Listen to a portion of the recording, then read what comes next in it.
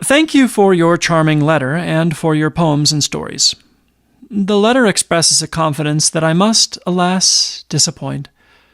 Even if I were not suffering from eye strain and burdened by a much too heavy correspondence, I would have to disappoint you, for what you ask of me is something I do not have to give. You present me with your poetic efforts and request me to read them and then tell you what I think of your talent. You ask for severe judgment and candid appraisal. Flattery will be of no use to you. Simply put, your question is, am I a poet? Am I talented enough to be entitled to publish poems and, if possible, to make my writing my calling? I would like nothing better than to be able to give a simple answer to this simple question, but that is not possible. I consider it altogether out of the question to draw from sample poems by a beginner whom one does not know personally and intimately any conclusions about his lasting qualifications to be a poet. Whether you have talent can, of course, be made out, but talent is no rarity. The world is teeming with talent, and a young man of your age and education would have to be actually lacking in normal endowment if he were not able to write acceptable poems and essays. Further, I will no doubt be able to see from your work whether you have read Nietzsche or Baudelaire. If this or that present-day poet has influenced you, I will also be able to see whether you have already formed a taste for art and nature, which nevertheless has not the slightest thing to do with poetic endowment. At best, and this would speak well for your verses, I will be able to discover traces of your experiences and attempt to form of your character. More is not possible, and whoever promises on the basis of your early efforts to appraise your literary talent or your hopes for a poetic career is a highly superficial character, if not a liar. Consider this. It is not hard after reading Faust to pronounce Goethe a significant poet. It would be quite possible, however, from Goethe's early works, and also from some of his later ones, to put together a slim volume of poems from which no one could draw any conclusion except that the young author had read his Gellert and other models attentively, and that he had a knack for rhyming. And so, even with the greatest poets, the manuscripts of their first attempts are by no means always really original and convincing.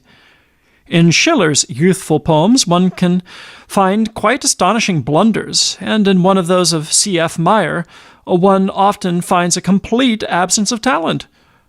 No, the judgment of young talent is not as simple as you think. If I do not know you intimately, I cannot tell at what stage of your development you are.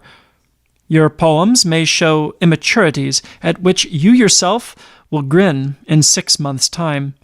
It could be that favorable circumstances have brought to bloom in you just at this moment a certain talent that is incapable of further development.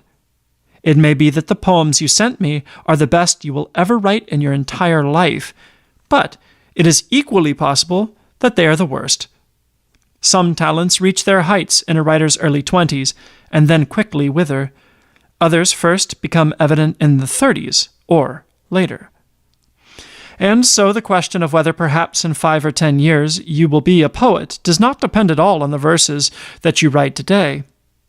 But the matter has another side to which we should devote a moment's attention. Why do you want to be a poet? If it is from ambition for fame, then you have chosen a poor field. The German of today does not care very much about poets and gets along quite well without them. It is the same with making money.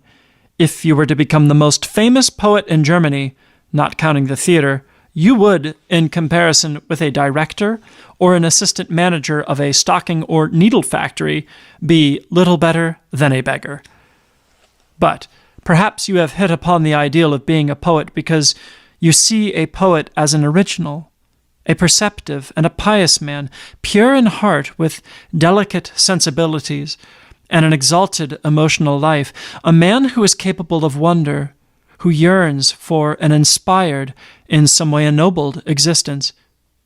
Perhaps you see the poet as the opposite pole to the money man and the man of power.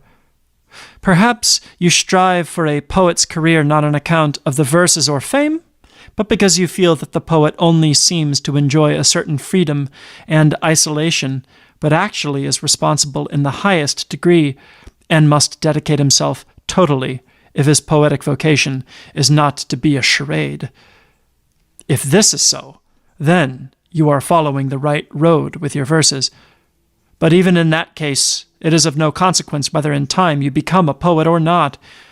For these high qualities, tasks, and goals which you ascribe to the poet, that loyalty to himself, that awe in the face of nature, that acceptance of unusual self-sacrifice, that responsibility which is never satisfied with itself and gladly pays the price of sleepless nights for one successful sentence, a well-turned phrase, all these virtues, if we may call them so, are hallmarks not only of the true poet, they are the hallmarks of the true human being, of the unenslaved, unmechanized man, of the reverent and responsible human being, and it does not matter what his profession is.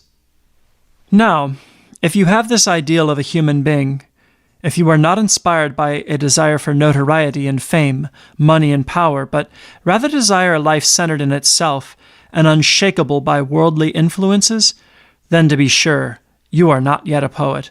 But you are the poet's brother, and you belong to the same species. And then, too, there is profound meaning in the fact that you write poetry. For writing poetry, especially when one is young, does not just have a social function, that of bringing pretty works of art into the world and through them delighting or exhorting. Rather, writing poetry can have, completely independent of the worth and possible success of the poems produced, an irreplaceable value for the poet himself. In earlier ages, writing poetry was, as a matter of course, considered part of the development of a young man's personality. To follow the way of the poet, not simply to practice the use of language, but to learn to know oneself more profoundly and more accurately, to advance one's individual development farther and higher than the average of mankind succeeds in doing, through setting down unique and wholly personal psychic experiences, to see better one's own powers and dangers, to define them better. That is what writing poetry means for the young poet, long before the question may be raised as to whether his poems perhaps have some value for the world. The word personality today no longer implies an unqualified ideal as it did, for instance, in Goethe's time. From both the bourgeoisie and the proletarian side, the unique personality is rejected as an end in itself. There is no attempt to rear outstanding individuals, but rather normal, healthy, hard-working, average people these days. Our factories thrive on this. But in a very short time, for example in Germany, it has become obvious that vital functions of the body politic suffer damage and deathly crisis when there is a lack of that energy, responsibility, and inner purity which can be produced only by the high-minded individual. The horrifying deterioration of political activity, of party action, and of parliamentarianism shows this lack clearly, and those very parties that made it impossible for a man even slightly above the average to remain in their midst now belatedly cry out for a strong man. Pay no attention if you have to put up with some teasing from your friends because of your poetry. Perhaps it will help you to mature and to attain a somewhat higher stage of humanity than is possible for the masses. Perhaps after a while you will find quite by yourself that for you, poetry is dispensable. Not in order to make a base peace with mediocre ideals, but to gain for yourself in other fields that nobler, more worthy, more inspired kind of life to which you feel yourself called.